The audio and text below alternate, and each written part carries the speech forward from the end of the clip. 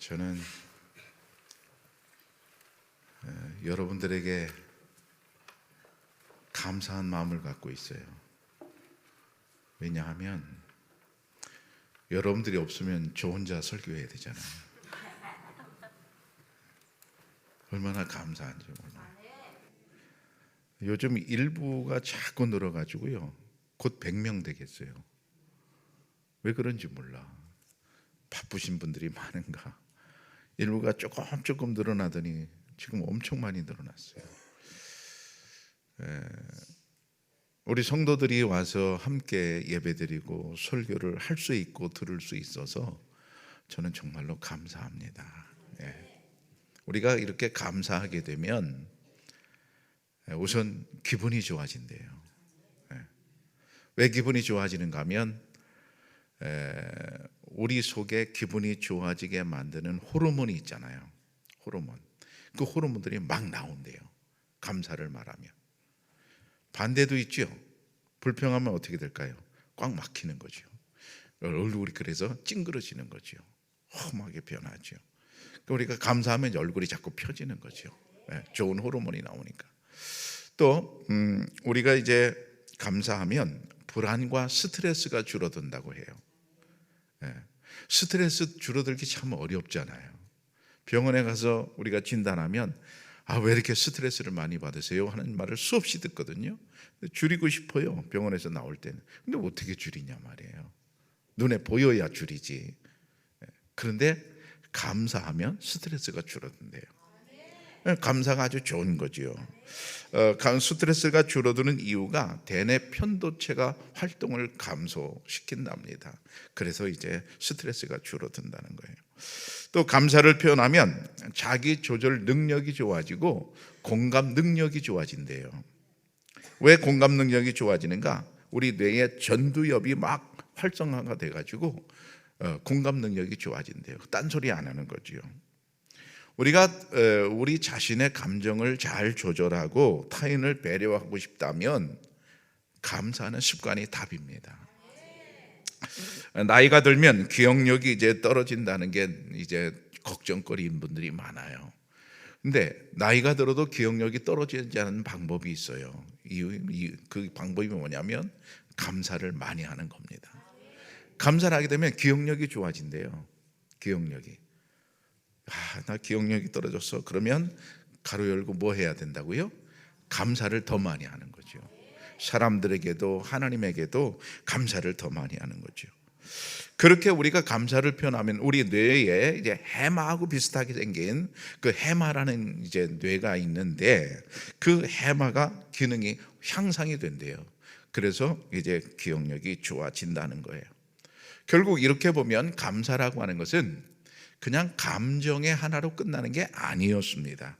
실제로 감사는 뇌의 신경회로를 활성화시켜주고 우리 인간에게 결과적으로 행복을 만들어주는 결과를 주었습니다. 그러니까 감사는 좋은 것입니다. 오늘 본문의 배경을 보면 바벨론 포로에서 이스라엘 사람들이 수십 년 만에 고국으로 돌아왔어요. 그 돌아온 사람들이 성전을 이제 재건하는 일에 참여를 하게 됩니다. 그래서 여호와의 전 공사를 시작하려고 감독자들을 다 세웠습니다. 여러분, 우리가 큰 공사를 하려면 감독자가 여러 부분에 필요하지요. 그래서 감독자를 다 이제 세웠습니다. 조직을 했단 말이죠. 그리고 여호와의 전 기초 공사를 이제 하게 되었습니다. 기초를 놓는다고 하는 것은 우리가 잘 알듯 건물의 바닥을 쫙 고르게 하고 옛날에는 이제 큰 기초석을 갖다가 놨습니다. 기둥 밑에 그걸 한단 말이죠.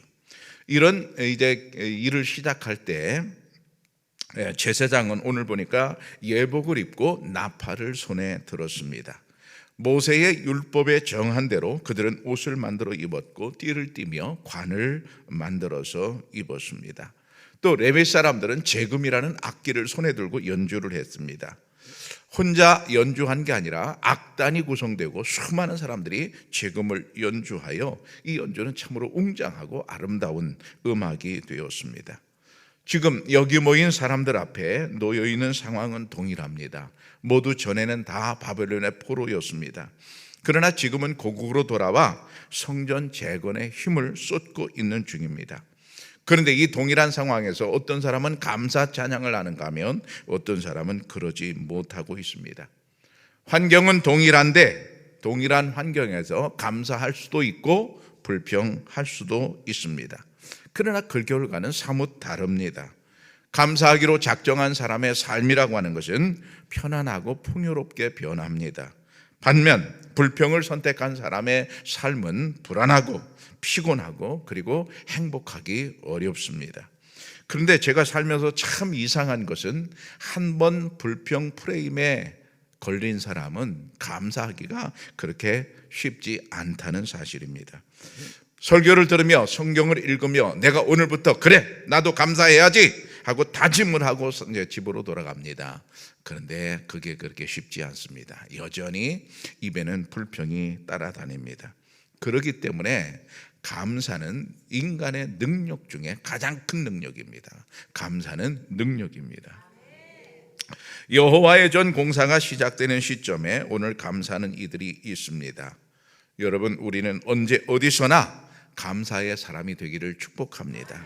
감사함으로 좋은 열매를 맺게 되기를 바랍니다.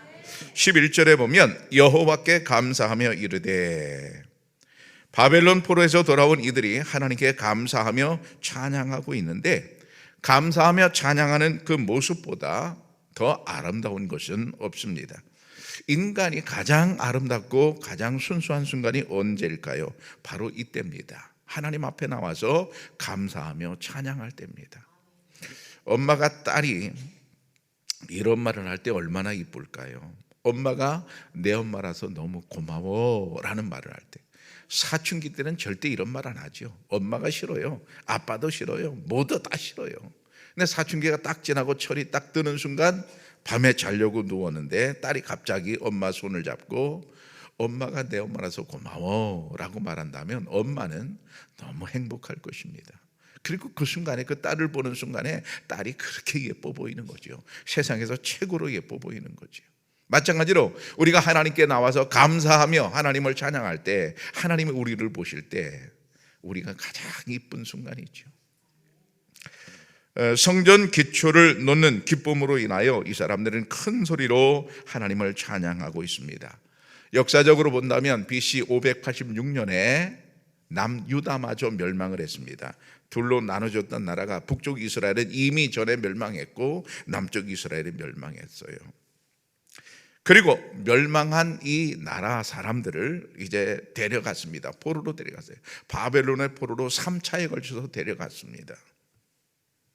그리고 다시 이제 수십 년 만에 돌아오게 되었어요. 그 돌아오는 것도 3차에 걸쳐서 돌아오는데, 오늘 주인공 에스라는 2차에 이제 고국으로 돌아오고 백성들을 여럿 이끌고 같이 돌아옵니다. 나라를 빼앗기고 외국에 끌려가 포로로 살다가 다시 오랜만에 고국으로 돌아와 성전을 짓는다는 것, 얼마나 감격스러운 일이겠습니까?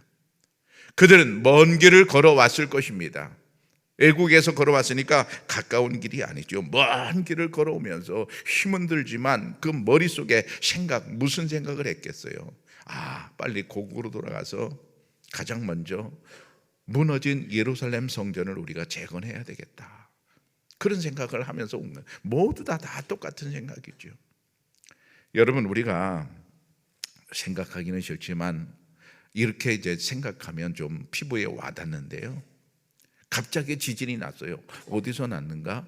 청양에서 났어요. 네, 저는 부여에서 났다고 하고 싶은데 부여가 미안하니까 청양에서 났어요. 그 청양에서 났는데 앞불사 교회가 반 허물어졌어요. 우리 청양교회가, 이 튼튼한 건물이. 여러분, 지진이 오면 튼튼한 건물 별로 튼튼하지 않습니다. 어지간하면 무너지거든요. 이 건물이 반쯤 무너졌어요. 우리 갑자기 다음 주에 모일 데가 없게 되었어요. 상상입니다. 하루 이틀에 그게 고쳐지냐 말이에요. 2달, 석 달, 몇 달을 걸칠 거예요. 그럼 우리 어디 가서 예배드려야 돼요?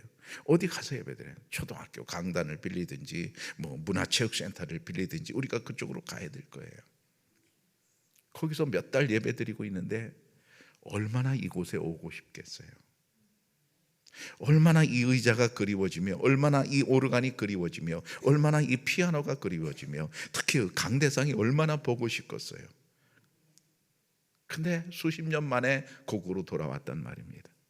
그리고 하나님께 예배드리려고 예루살렘 성전을 이제 건축해야 된단 말입니다. 그럴 때 이 사람들의 마음은 참으로 감격스러운, 오면서 참으로 감격스러운 거예요. 드디어 이제 그날이 시작되었어요. 그날이 기초를 놓는 날이 시작될 때 이게 간단한 일이 아니었습니다.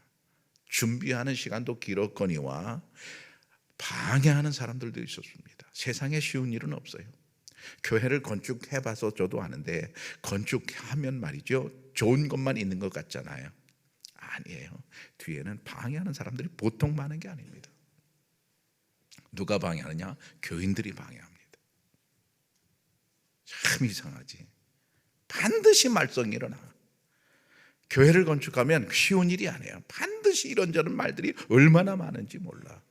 여기도 마찬가지. 방해하는 사람들이 많았는데 그 방해하는 사람들의 모든 방해를 다 이제 끝내고 드디어 이제 기초석을 놓는 날이 되었다, 이 말입니다. 여러분, 그동안의 어려움을 생각하면 오늘 이 날이 얼마나 뜻깊고 눈물겨운 날인지 모릅니다.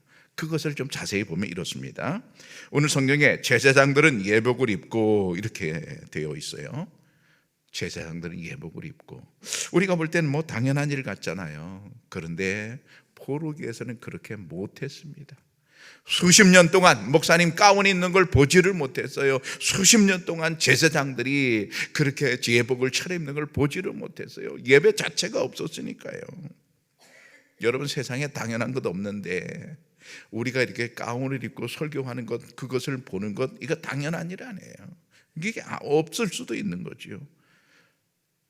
제가 아는 제 친구는 병이 들어서 한 달 동안 교회 오지를 못했어요. 담임 목사가 교회를 못 왔어요. 예배 시간에 누워 있었다는 거예요. 예배 시간에. 얼마나 미치겠어요. 11시 예배라고 할 때 11시 예배 시간이 다 되었는데 나는 담임 목사인데 병 들어서 누워 있어요. 그럼 얼마나 교회 와서 설교하고 예배 드리고 싶겠어요. 근데 제장들이 옷을 입었단 말입니다. 예복을 입었단 말입니다. 그 자체가 감격스러운 거예요. 그 다음에 나팔을 들고, 그래서 나팔을 들고 예배 시간에 나팔 소리가 들리는 것, 참으로 그게 언제였던가 포로 시대에는 듣지 못하던 거였거든요. 지금 아주 평화로운 상태에서 들리는 나팔 소리였습니다. 얼마나 감격스러운지. 어떤 사람이 수년 만에 병치를 하다가 수년 만에 이제 본교회 청량교회 왔어요. 그리고 예배 드렸는데 정다운 오르간 소리도 들고 정다운 피아노 소리도 들리는데 얼마나 가슴이 찡하고 가슴이 울리겠어요. 바로 그런 모습이거든요. 그 다음에 레위 자손들은 재금을 들고, 그랬어요. 재금을 들고. 이스라엘 사람들은 이 재금의 연주 소리가 무척 이제 반가웠을 것입니다. 이유는 외국에서 외국 악기 소리만 들었거든요. 우리가 외국에 가면 외국 악기 소리를 듣잖아요. 근데 이스라엘 사람들 마음에는 와닿지 않는 겁니다. 그냥 시끄럽기만 하고 와닿지 않는 거예요. 그런데 자기들이 좋아하는 재금 연주가 시작되고 있어요. 가슴이 막 울리는 거죠. 너무 좋은 거죠. 그 다음에 이렇게 되어 있어요. 이스라엘 왕 다윗의 규례대로 여호와를 찬송하되. 이스라엘 왕 다윗의 규례대로 수백 년 전에 다윗 왕 시대 때부터 정한 그 방식, 전통의 방식대로 지금 예배를 드리고 있단 말입니다. 여러분, 그것도 쉬운 일이 아니었잖아요. 포로로 잡혀갔을 때 그냥 간단하게 숨어서 할 수밖에 없었고 약식으로 할 수밖에 없었잖아요. 근데 전통 방식으로 처음부터 끝까지 전통 방식으로 예배 드리고 있는 거예요. 그러니까 그 예배 속에서 이 사람들은 너무 행복하게 되는 겁니다. 사실 그동안 그들은 바벨론 포로에서 포로 생활을 하면서 이런 시간을 얼마나 간절히 기다렸는지 모릅니다. 그게 성경에 나와 있어요. 시편 137편에 보면 우리가 바벨론의 여러 강변 거기에 앉아서 시온을 기억하며 울었도다. 그 중에 버드나무에 우리가 우리의 수금을 걸었나니 이는 우리를 사로잡은 자가 거기서 우리에게 노래를 청하며 우리를 황폐하게 한 자가 기쁨을 청하고 자기들을 위하여 시온의 노래 중 하나를 노래하라 함이로다. 우리가 이방 땅에서 어찌 여호와의 노래를 부를까? 바벨론에 포로로 가는데 거기서 하나님을 찬양하고 싶은데 하나님을 찬양할 수 없는 그런 환경이었어요. 근데 누가 찬양해 보라고 하는가 하면 우리를 포로로 잡아와서 우리를 채찍으로 때리는 그 감독자가 채찍으로 때리면서 너 찬송가 해봐, 그런 얘기예요. 이런 얘기죠. 일제 강점기 때 독립운동하다 체포된 목사님이 이제 죽음을 당하게 되었어요. 사형 선고를 받게 되었어요. 근데 사형 선고를 받고 이제 포승의 줄에 묶여서 끌려가기 직전에 하는 사람이, 때리는 사람이 뭐라고 말하냐, 야, 네가 좋아하는 찬송가 한번 해볼래? 거기서 찬송하는데 그게 찬송이 되냐 말이에요. 놀리는 거죠. 우롱하는 거죠. 그러니까 바벨론 포로로 잡혀갔을 때 그들은 그렇게 놀림을 받았단 말입니다. 놀림을 받았다. 기쁨으로 찬양해봐. 웃으면서 해봐. 울지 말고 웃으면서 해봐. 그러면서 막 놀렸단 말입니다. 그런 고난의 시간이 지나고 이제 드디어 마음껏 찬양할 수 있는 성전이 지어지게 되었습니다. 그리고 거기서 찬양하게 되었습니다. 얼마나 좋겠어요. 얼마나 즐거운 찬양이 될 것입니까? 시편 50편에 보면 감사하는 마음을 제물로 바치는 사람이 나에게 영광을 돌리는 사람이니 올바른 길을 걷는 사람에게 내가 나의 구원을 보여주겠다. 하나님께서는 감사하는 마음을 가지고 하나님께 제물을 드리면서 예배하는 자에게 하나님의 구원을 보여주겠다 그러셨어요. 하나님의 약속이거든요. 하나님의 구원을 보여주겠다. 하나님의 구원 속에 여러분 뭐가 들어있을까요? 우리 인간이 필요한 모든 게 다 들어있습니다. 하나님의 창고에 없는 게 없지요. 내가 원하는 모든 게 다 들어있지요. 근데 하나님께서 하나님의 구원을 보여주겠다. 누구에게? 어떤 조건을 가진 자에게? 하나님께 감사하는 자에게. 하나님께 감사하는 자에게 하나님께서는 하나님의 구원을 보여주겠다 약속하셨거든요. 여러분, 우리에게 필요한 모든 것 하나님께 감사하면 하나님이 우리에게 주실 줄로 믿습니다. 그렇다면 우리가 감사해야 되는데 어떻게 감사할 수 있을까 하는 것입니다. 우리가 감사할 수 있는 방법이 있어요. 하나님을 바라보는 것입니다.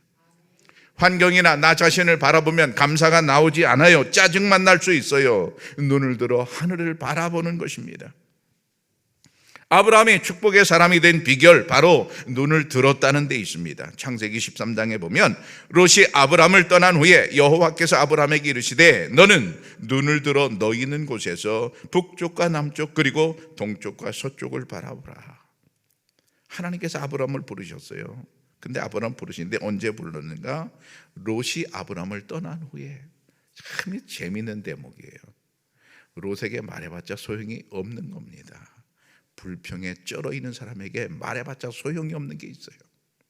롯이 떠난 다음에 아브라함이 있을 때 하나님께서는 아브라함에게만 말씀하시는 거예요. 너 눈을 들어라.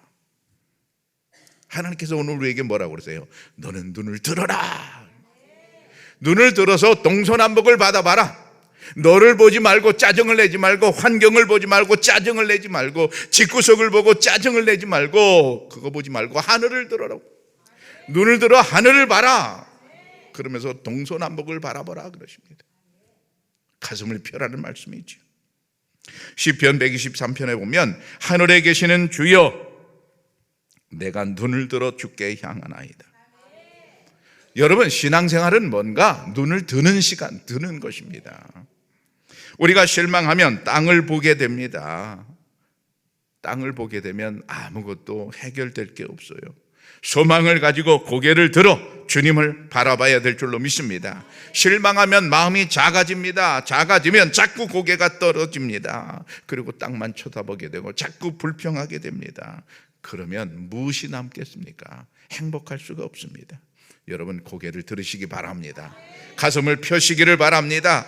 고개를 들어 하늘을 바라보고 하나님을 바라보면 그러면 어떤 하나님이 보이는가? 오늘 성경에 말씀하고 있어요. 11절에 보면 하나님의 선하심, 하나님의 인자하심이 보이는 겁니다. 저는 여기서 인자하심을 좀 강조하고 싶은데요. 인자, 그러면 헤세드입니다. 헤세드. 헤세드의 기본적인 뜻은 자비, 사랑 이런 뜻입니다. 그런데 오늘 여기서 하나님의 인자하심이 우리에게 보인다고 할 때 그것은 더 깊은 뜻을 갖고 있어요. 뭐가 연결되는가 하면 언약이 연결됩니다. 이런 얘기예요. 하나님께서는 아브라함을 어느 날 부르셨습니다. 나하고 언약을 맺자. 나는 너의 하나님이 되고 너희는 나의 백성이 되리라. 나하고 언약을 맺자. 언약을 맺었어요. 하나님과 야곱과도 언약을 맺었어요. 이것은 무엇인가 하면 하나님과 이스라엘이 언약을 맺었다는 거예요. 언약을 맺었는데 이스라엘, 하나님은 변하지 않았는데 이스라엘이 변했어요. 죄를 지었어요. 우상을 섬겼어요. 하나님이 징계를 내리셨어요. 하나님이 징계를 내렸기 때문에 바벨론의 나라를 빼앗기고 포로로 잡혀간 상태가 되었거든요. 이게 하나님의 징계였어요. 그런데 수십 년 만에 하나님이 용서하시고 이스라엘에서 다시 돌아오게 하셨어요. 돌아오면서 그들이 느낀 게 뭐냐면 하나님은 헤세드이시구나. 하나님은 자비로우시구나. 하나님은 사랑이시구나. 하나님께서는 언약을 우리가 부족하고 우리가 불순종해서 우리가 언약을 어겼음에도 불구하고 하나님은 우리를 데리고 와서 다시 언약의 길로 가게 하시는구나.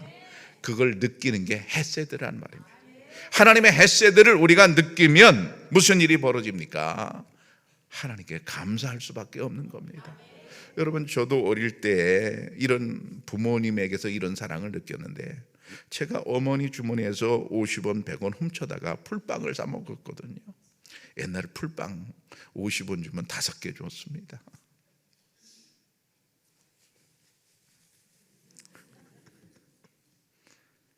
먹을 때는 너무 좋았어요. 근데 먹고 나서 이제 걱정이야. 엄마가 알까 모를까. 엄마가 알면 메타적이지. 훔쳐가는 건 엄마가 그냥 가만두지 않으시니까.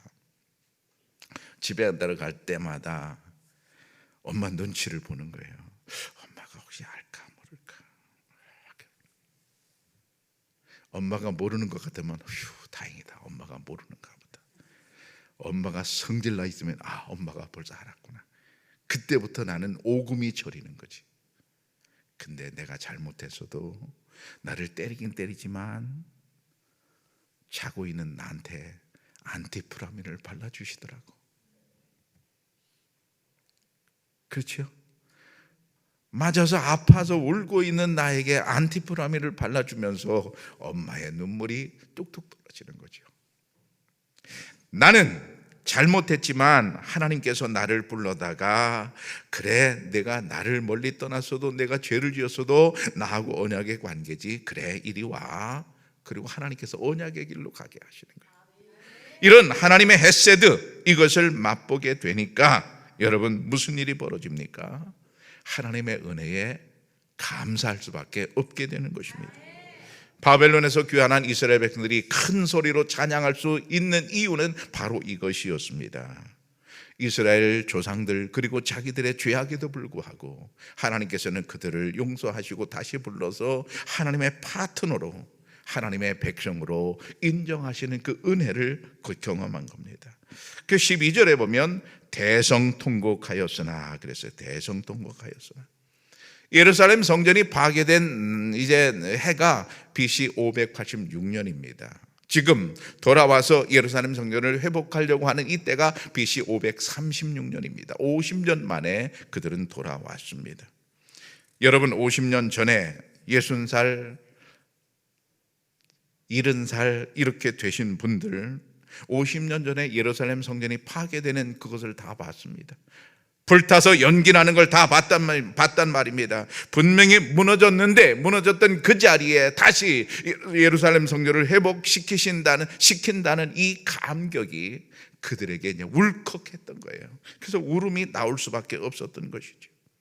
하나님께서 자신들의 죄를 용서하시고 다시 회복시키시는 그 은혜에 감격하면서 기쁨의 눈물을 흘리고 있는 것입니다. 회개와 감사의 눈물이죠. 여기에는 두 가지 마음이 섞여 있습니다. 첫 번째는 하나님 앞에 잘못을 인정하고 회개하는 겸손한 마음입니다. 두 번째는 한량없는 하나님 은혜에 감사하는 그런 마음입니다. 여러분, 이 두 가지 마음 오늘 우리도 가져야 될 줄로 믿습니다. 우리의 죄를 하나님께서 용서해 달라는 우리의 죄를 주님 앞에 아뢰는 겸손함이 우리에게 있어야 되겠고, 그리고 하나님께서 우리를 사랑하시는 한량없는 주님의 사랑에 감사하는 그런 마음도 가져야 될 줄로 믿습니다. 로마서 5장에 보면 우리가 아직 죄인되었을 때에 그리스도께서 우리를 위하여 죽으심으로 하나님께서 우리에 대한 자기의 사랑을 확증하셨다고 말씀하고 있어요. 저는 이 말씀 볼 때마다 가슴이 찡찡한데, 뭐냐면 내가 죄인이었을 때 이미 하나님은 나를 사랑하셨다는 사실. 나를 깨끗하게 씻어놓고 사랑하신 게 아니라 이미 내가 죄인 되어서 내가 더러울 때 하나님께서는 이미 나를 사랑하기 시작하셨다, 이 말입니다. 이 말씀 보면 너무 감사하죠. 이런 한량없는 하나님의 은혜를 맛보고 나니까 이스라엘 백성들은 대성통곡하며 하나님께 감사 찬양을 올렸던 것입니다. 울음이라고 하는 것은 인간이 지닌 감정 중에 가장 순수한 감정일 듯해요. 울음은 참 독특한 감정입니다. 운다고 하는 것은, 우리가 웃는 건 자주 웃어요. 웃는 건 정말 자주 웃어요. 하루에도 수십 번 웃어요. 그죠? 그냥 나 혼자 길 지나가다 재밌는 거 생각하고 씩 웃고 지나가잖아요. 근데 우는 것은 잘 울질 않아요. 제가 결혼하고 어느 날 아내하고 다퉜어요. 내 아내가 울더라고요. 깜짝 놀랐어요. 내가 뭔 잘못을 했지?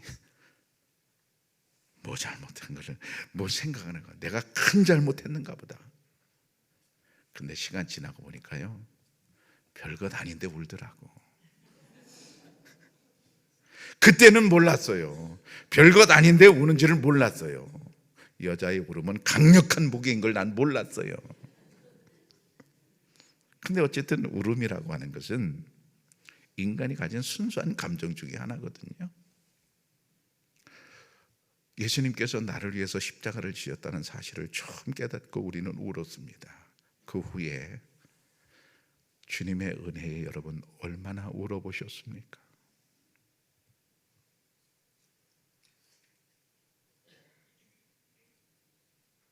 주님께서 나를 위해서 십자가를 지셨다고, 나를 위해서 채찍을 맞으셨다는 그 사실을 우리가 생각하며, 주님의 한량없는 은혜를 생각하며 여러분 눈물을 언제 흘려보셨습니까? 이스라엘 백성들은 지금 울음으로 하나님을 찬양하고 있어요. 여러분, 우리도 울음으로 하나님을 찬양할 수 있기를 바랍니다. 가장 아름다운 찬양이지요. 우리가 울면서 하나님께 찬양하고 감사한다면 과연 하나님은 어떻게 그 장면을 받으실까요? 어떤 말보다 하나님은 기뻐 받으실 것입니다. 울면서 감사한다고 하는 것은 정말 진하게 감사를 표현하는 길이 될 것입니다. 이렇게 우리가 감사하면 그게 일상이 되고, 그 다음에는 이제 감사가 습관이 되면, 앞서 말씀드린 대로 감사가 습관이 되면 몸도 좋아지고 마음도 건강해집니다.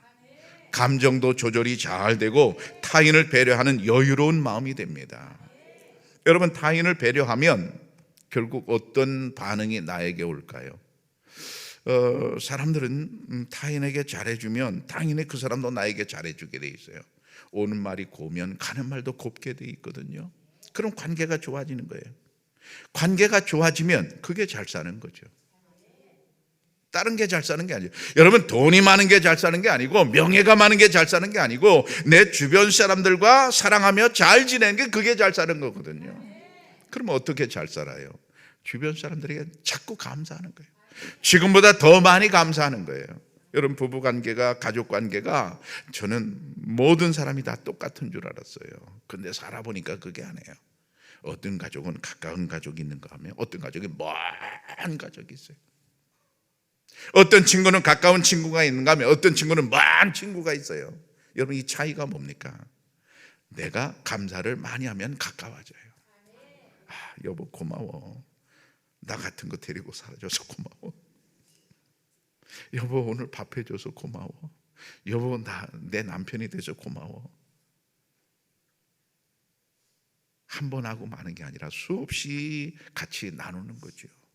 그게 사이가 좋아지게 만드는 거죠. 네. 여러분, 오늘 이후로 감사를 2배, 3배 하시기를 바랍니다. 누구한테? 일단 가족들에게. 집에 가서 일단 남편에게 해보세요. 일단 부인에게 해보세요. 처음엔 저게 미쳤나? 좋아서 하는 소리거든요. 그게 싫다는 소리가 아니거든요. 그래도 자꾸 해보세요. 그러면 사이가 점점 좋아요. 사이가 좋아져야 살맛이 나죠. 여러분, 감사의 습관이 되면 기억력도 좋아진다고 그랬어요. 감사가 많이 있어 여러분이 기억력 자꾸 좋아져 자꾸 살맛이 더 나기를 축복합니다. 무엇보다도 우리가 감사하면 하나님이 좋아하신다 했습니다. 데살로니가 전서에 보면 범사에 감사라, 이것이 그리스도 예수 안에서 너희를 향하신 하나님의 뜻이다 그러셨어요. 하나님의 뜻이라는 얘기가 뭡니까? 하나님께서 좋아하신다는 거예요. 하나님 뭐를 좋아하세요? 감사를 좋아하세요. 우리가 감사하고 사는 것 하나님이 좋아하실 줄로 믿습니다. 하나님이 좋아하시면 우리에게 나쁠 리가 없어요. 하나님이 좋아하시면 우리에게 좋을 수밖에 없습니다. 우리에게 복이 될 수밖에 없습니다. 그러므로 결국 감사는 능력입니다. 사랑하는 청양교회 성도 여러분, 감사가 일상이 되고 습관이 될 때 감사가 능력이 될 줄로 믿습니다. 감사의 습관을 가지시기를 바랍니다. 감사함으로 마음도 몸도 안정되고 즐거운 삶이 되기를 바랍니다. 하나님의 인자하심을 바라보며 감사하시기를 바랍니다. 하나님께 감사함으로 행복한 인생 만들어 가시도록 축복합니다.